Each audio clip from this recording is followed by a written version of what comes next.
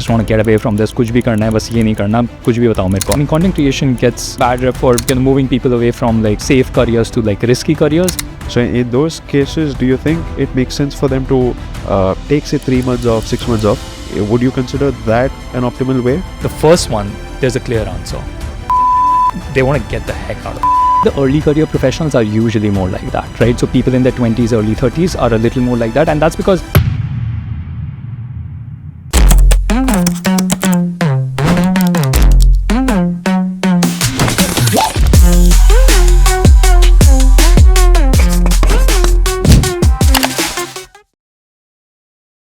By the way, guys, so this is not a sponsored post. This is genuine curiosity. I really like what he's building. He's not paying me to ask him questions about Pivot. So let's just dive right into the meat of things. Okay, I think we can keep the small talk for later. So I want to go to the beginning. What was your idea behind starting Pivot, and did you make a career transition yourself? Because Pivot, I believe, is in the field of helping people who are making bold career transitions. Right? Did you do something in that? Yeah, so I mean, that is $1 million question, I would say, because to be honest, I didn't always think of this idea as like something that I would always work on. It came very naturally. So just some context. I worked in management consulting my whole career before I started Pivot in 2021. So like 9 years in consulting, right? And consulting does not prepare you for entrepreneurship. Let me just put it that way. It gives you a broad exposure to a variety of business problems. But that idea actually came because a lot of people I knew in consulting were thinking about shifting gears to other careers. And the main thing that happened around that time was my girlfriend, who's now my wife, in 2018, she used to work at TED Talks, okay? And one of the best nonprofits to ever exist on this planet. And she is now doing a media. She is, exactly. So she wanted to make this career transition from nonprofit program management to something in media entertainment and as a writer or producer. There was just really, a vacuum of support system to help her make that happen. And she didn't want to necessarily go back to grad school, kind of spend like $200,000 in New York. We were in New York, by the way, just for context. That's where we were at that time. We had been in cushy careers, both of us, for about like 7-8 years.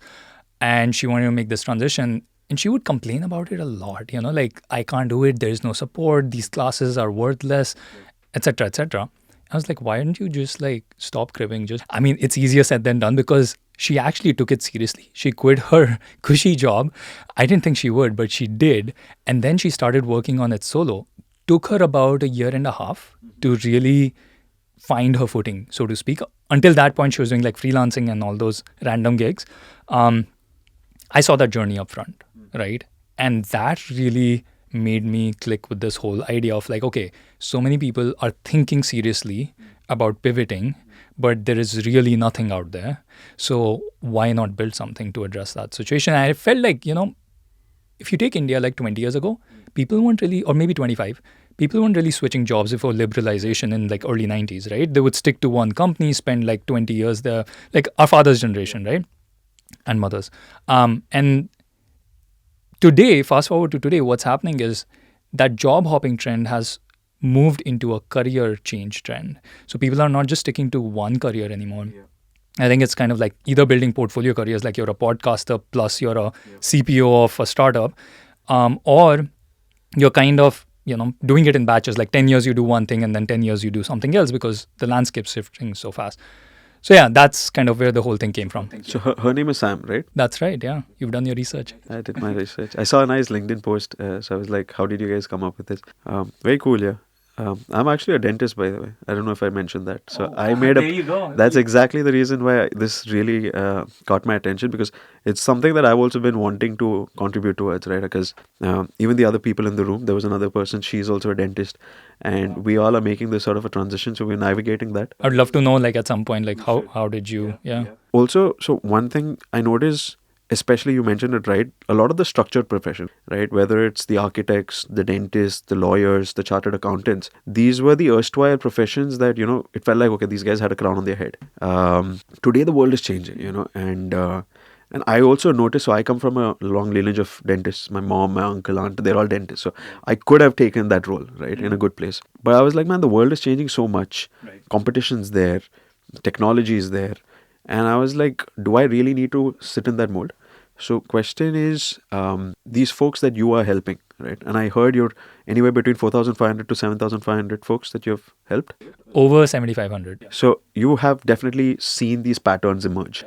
So for those people that are kind of stuck at work or looking at career transitioning, what are the patterns that you noticed? You mean in terms of like the professional background, or you mean like It could be something even very subjective, like, okay, the guy is frustrated at work, he is ambitious, he is, realizes there's a lot of opportunities, or it could be a pattern in terms of careers, anything. And I saw a few examples on your website which said, like, there was someone from advisory, academic research, who transitioned to HR analytics. People are transitioning, say, from startups to VCs. So any examples like that? Yeah, so when I first thought of pivot, one of the things I wanted to make sure, even though this goes against conventional wisdom of any VC or startup entrepreneur, they would tell you. Yeah, so first, when I started building pivot, one of the core things that I was quite stubborn about was that I'm not going to be just tech focused, in the sense, in terms of helping people just from tech background, because there's just so many hordes of companies that are focusing on tech talent. And that makes sense because, when you're building a tech product, most of your community is from tech, right? So it's easy, and I get it why people do it. But I saw enough outside of tech, my wife being one of them, where it was like, okay, there are many careers outside of tech where also people need help, they need support. So that was the beginning. But then you're right, over a period of time, now that I've been doing this for almost like close to 4 years, we have seen a lot of patterns. I'll describe a couple of them. I think the number one pattern is that people are generally not 100% sure of what structure or what sort of framework to use when they're transitioning. So whenever you lack a plan, the uncertainty and the, sort of the task becomes like very daunting, right? So because of the uncertainty. And because of that, it really demoralizes people to even think about. People think about it like 10 times before they want to transition. There's a lot of sunk cost fallacy. There's a lot of sunk cost fallacy. I often talk about that. More than that, it's the society, community around you, like your parents and your friends. They feel like you're taking a huge risk and they don't want you to fail, right? But I think, like you said, the world is changing. The risk appetite has increased for a lot of people. So we are seeing people make more of those bold decisions because they're on internet, they're on social media, they're seeing other examples of people making very rapidly. So we have a lot of role models in our smaller communities today, which give us this confidence to pursue something on our own. And today, what I say is, you don't necessarily have to take huge risks. You can take small risks. So I think that pattern has started to emerge, that career change does not necessarily equal a huge mindset shift and a huge risk. It can be done in a de-risk manner.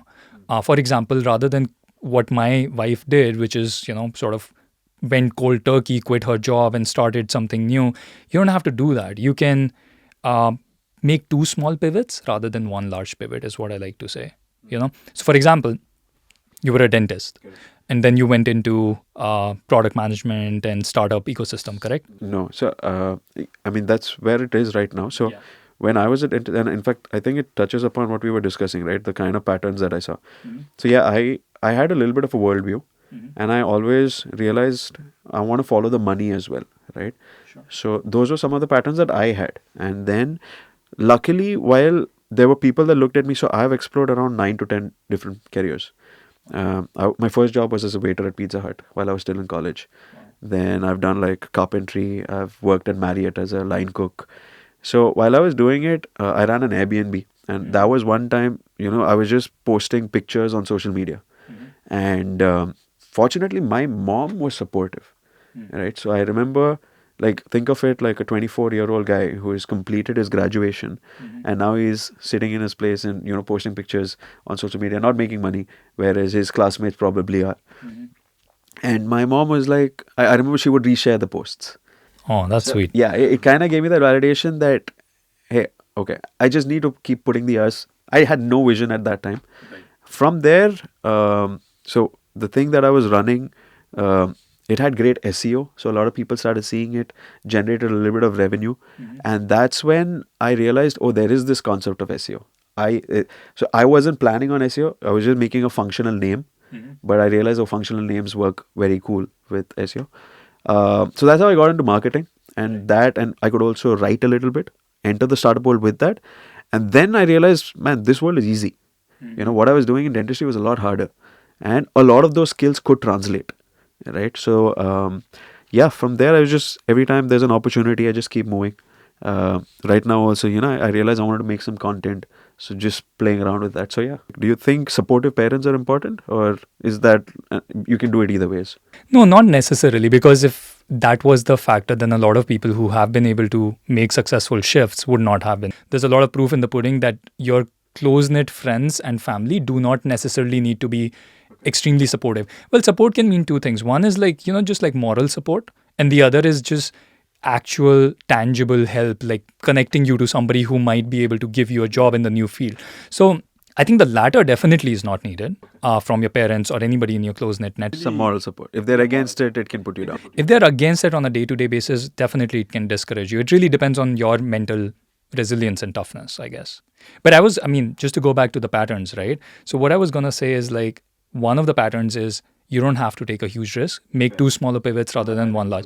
And that will actually maybe get the support of your family too, because you will continue to have some financial cushion. It's more natural. It feels a lot more natural as well. And yeah, it's not that big of a drastic rip-off. Right. The other thing that, I would say is like, we have seen phases of why people transition. And usually there's a push factor or a pull factor, right? Push factor is when something within your current field is not really jiving with you, and you just want to leave that. And a lot of people come to us saying, "Yeah, I just want to get away from this. कुछ भी करना है, बस ये नहीं करना. कुछ भी बताओ मेरे को." Why do they? Is it because of bad boss or because of the industry? There's so many. I would say the early career professionals are usually more like that, right? So people in their 20s, early 30s are a little more like that, and that's because they have just gotten done with their first phase of career experience. So their earlier expectations, which were based on some fiction because they hadn't worked before, they got disillusioned later on, right? And there's career stagnation that comes in after a significant period of growth in the first like 5-10 years. So that starts to set in, and then they're like, okay, I've learned as much as I could have in this field, and then there could be a bad boss, there could be just boredom that sets in because you've been doing one thing. Yeah. The other major thing that is there is a pull factor, right? Where people start seeing something else out there which attracts them a lot. And that is happening because of social media. I think social media has really, I would say, accelerated that trend. It's removed the screen. The delusion. It's no longer there. We know what's happening in the world. Earlier, like if I was a chartered accountant, I just knew that field. Right. Now I know that, I can do a lot more. Yeah, absolutely. Especially the new age careers like content creation. I mean, definitely there's so many people who are getting into it because they see other folks. Yeah. They like the freedom, they like the money, all of that. So, and they're not just, content creation gets to, like, it gets a bad rep for, moving people away from like safe careers to like risky careers. But I would say there are many other transitions that we have helped make even within less risky careers, because people are getting more awareness because of the reason you shared. So, like for example, we have seen a lot of people recently trying to get into AI/ML careers, right? That's where the future is. And so people who are, let's say, engineers, product managers, data folks, a lot of them are trying to upskill and trying to get into AI/ML careers, right? So it's a variety of careers, but yes, there's a pull factor associated because they think they're going to be better off. I don't remember who it was, but I was watching another podcast and I love this story that he told. And he was like, I think it's Tom Billieu or something. And he was like, imagine yourself to be in a boat and there is a wind that is taking you. So that wind is your internal instincts, it's the world views that you have. And don't worry about the final destination, but imagine going to those different islands and hopping across them. So it's like those milestones that you mentioned, right? Just keep going to one island and the wind will keep directing you. So don't worry too much about the final destination, but the winds. Yeah, because the destination can sometimes change also. And it might be even better than what you anticipated. Exactly. So it's like a loose cloud that we have and let it crystallize as we get closer. See, one thing is you can't afford to get fixated on one goal from a career standpoint today because the landscape is shifting so rapidly that what you might be anticipating 3 years or 5 years from today, it might not exist really in the same form of fashion. Like even, let's take CA, right? You said something about CAs. Now 30% of their job is being automated, right? We have had people from financial operations background come to us saying, you know what, I can see that 50% of my job is being done by AI at certain companies. I have to get out of this before it becomes like 70% or 80%. So it's the reality we live in. You have to be nimble, you have to be agile. I totally. So part of my pivot started with the social media page, but one thing that really accelerated it was prioritizing what I wanted, right? So at that time, what I really wanted was to follow a career which had a good tailwind, right? And I felt that was tech. And what I just did was I worked at a founder's office sort of a role. And in fact, when the opportunity came, they were like, "We're not going to pay you anything. This is a founder's office. It's a boot camp. Come and sit with us. You can learn by Osmo." One of the best decisions I made because it really just accelerated. I think I want to go to the last part before we wrap this up. So we talked about these careers. I want to talk about successes.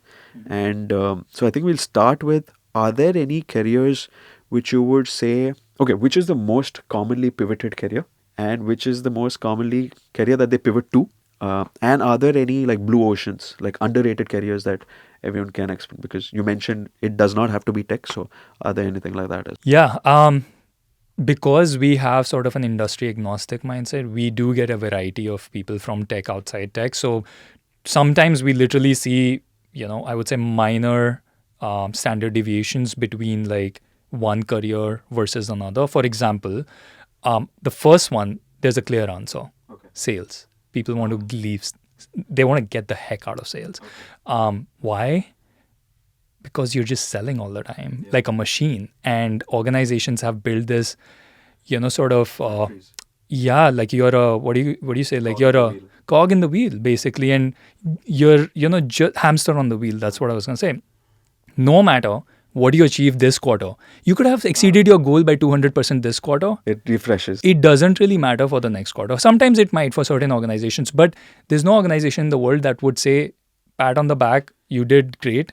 Now just don't do anything the next quarter. They will actually raise your expectations and be like, okay, next quarter, I'm expecting you to now achieve 2x every time. The goal keeps moving. Goal keeps moving, exactly. And so people burn out, basically. Some people are really people person and they like selling. Also, I think a lot of placements and all, they give a job at this fancy company, but it ends up being like a sales role at those companies. So they also, tying back to the illusion part, right? They assume it's a great job, but then they realize it's just no offense to sales. I think sales is... No, it's very much everything, needed. But there are different ways to do it. Yeah. Correct. I think it's just the way organizations have turned sales professionals. At least some organizations have turned sales professional into kind of just these robots who are supposed to bring in revenue without, having any human feelings. There was this video that was circulated a couple of, I think, months ago from one of the educational institutes founders. I don't know if you saw it, went viral, where he was just berating the sales team about not being able to achieve their goals, and he was cursing them and all that stuff. So, and we think this is one-off. No, this is actually the prevalent culture for a lot of sales professionals, especially in India. So anyways, that's one of the careers we see. And what do they mostly pivot to? I wouldn't say specifically sales professional because that can be diverse. But yeah, we see a lot of people going into tech-oriented roles, I would say, right? So product management is one of the most coveted options. We have also seen people trying to get into sustainability and social impact driven roles. The only thing is, we have also seen people trying to get out of nonprofits. There's like a trade-off, right? So if you're a nonprofit, you can't expect to make a lot of money, right? So people who do have, let's say, consulting background or something like that, they might say, I really want to make this sustainability impact and social impact because I've made money. Right. Now I want to create impact kind of a thing, right? But there's not a lot of money involved in that area. But we do see, thankfully, a lot of people taking up this mantle of saying, I want to save the planet. So that's great. Got it. And any underrated blue ocean or some story that one of the pivots that, is very memorable to you or your team? This was one of the first ones where I was personally, I am still quite deeply involved in many of the people's pivots, but not as much because of the lack of bandwidth. But early on, there was this one gentleman, I think he must have been in our first 10 customers really. He used to work as a metals and corrosion engineer at a shipping firm. Okay. And he had done that his whole life. He hated that job at a certain point. Same, early career disillusionment or something. He wanted to get into finance and primarily, PE, VC, IB, those kind of careers like premium finance. I can't recall what his reasoning was, but we told him, this is a crazy pivot. Like, you have no experience in finance, and these are the most coveted roles, high competition.